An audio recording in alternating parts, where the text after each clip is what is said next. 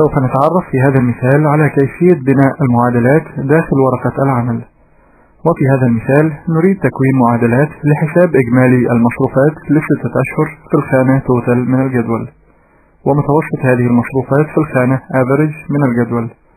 وقبل أن نبدأ في تكوين المعادلات يجب أن نذكر أنه لا بد من إدخال العلامة تساوي قبل كتابة المعادلة، وبعد الانتهاء من كتابة المعادلة نضغط على مفتاح Enter أو على مفتاحي الاختصار Ctrl و Enter من لوحة المفاتيح. والآن نبدأ بحساب إجمالي فواتير الكهرباء على سبيل المثال من شهر يناير إلى شهر يونيو.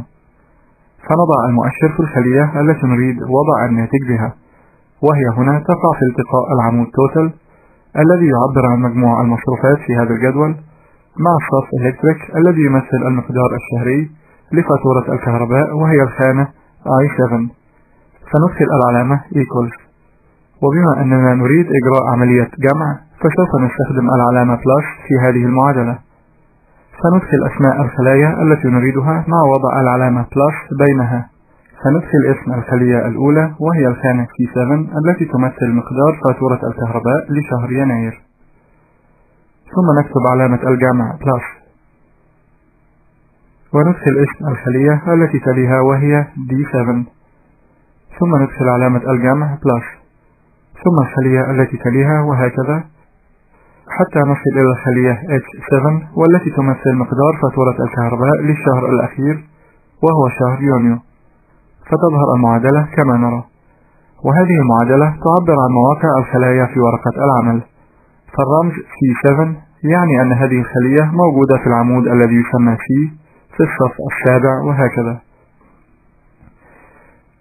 ثم نضغط على المفاتيح Ctrl و Enter فتختفي المعادلة من الخلية ويظهر الناتج، مع ملاحظة أن ما يظهر في شريط المعادلات فورميولا بار ليس ناتج المعادلة، ولكن الذي يظهر هو المعادلة مع تجاهل قيمتها، حيث أنه يمكننا تغيير هذه الأرقام في أي وقت مع الحفاظ على المعادلة كما هي. وهذا الرقم الموجود في العمود توتال يعبر عن مجموع فواتير الكهرباء في الفترة من شهر يناير حتى شهر يونيو. وعند تغيير القيمة الموجودة في أي خلية من هذه الخلايا سوف تتغير القيمة الموجودة في الخلية توتال تلقائيا. فإذا قمنا مثلا بتعديل قيمة فاتورة الكهرباء عن شهر يونيو من القيمة 42.33 إلى القيمة 50 والضغط على المفاتيح Ctrl و Enter، سوف نرى أن القيمة الموجودة في الخلية توتال قد تغيرت تلقائيا من 397.71 إلى 405.38. والآن نريد عمل المعادلة لحساب متوسط هذه المصروفات للأشهر الستة. ولحساب المتوسط يجب جمع قيم هذه الخلايا وهي الشهور الست في هذا المثال، ثم قسمة هذا الناتج على عدد الخلايا وهي القيمة 6 التي تمثل عدد الشهور في هذا المثال، حيث أنه لإيجاد متوسط أي مجموعة من الأرقام يتم جمع هذه الأرقام وقسمة الناتج على عدد هذه الأرقام. فلحساب المتوسط الشهري لفاتورة الكهرباء نقوم بوضع المؤشر في الخلية J7 وهي التقاء العمود average مع الصف إلكتريك، ثم ندخل العلامة equals لبدء كتابة المعادلة، ثم نقوم بجمع القيم الموجودة في هذه الخلايا الستة. فندخل الخلية الأولى وهي C7، فنلاحظ أن البرنامج يقوم بوضع إطار ملون حول الخلية التي قمنا بإدخالها، ثم ندخل علامة الجمع plus، وندخل الخلية التي تليها، ثم علامة الجمع وهكذا حتى نصل إلى الخلية الأخيرة وهي H7.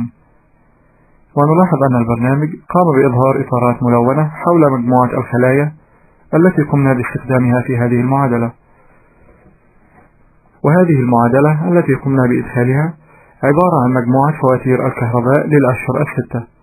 وكما ذكرنا سابقا أنه لحساب المتوسط يجب قسمة المجموع على عدد الأرقام، فنقوم بإدخال علامة القسمة divide by، ثم ندخل الرقم 6 وهو عدد الأشهر، فتظهر المعادلة كما نرى.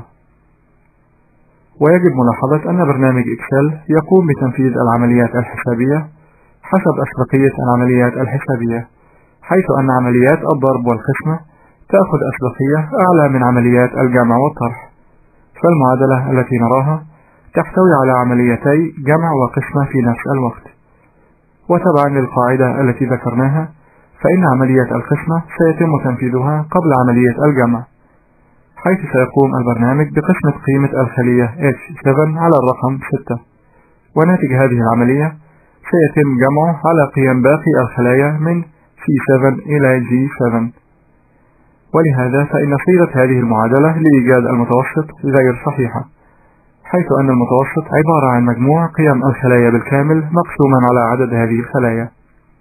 وللتأكد من أن صيغة هذه المعادلة غير صحيحة، نضغط على مفتاحي الاختصار Ctrl و Enter من لوحة المفاتيح، فيظهر ناتج المعادلة في هذه الخانة، وهو الرقم 363 و713 من 1000، وهو رقم غير منطقي لقيمة المتوسط، حيث أن متوسط مجموعة من الأرقام يجب أن يكون أصغر من أو يساوي أكبر رقم موجود في مجموعة الأرقام التي نريد إيجاد المتوسط لها، وهو الرقم 92 و89 في هذه الحالة.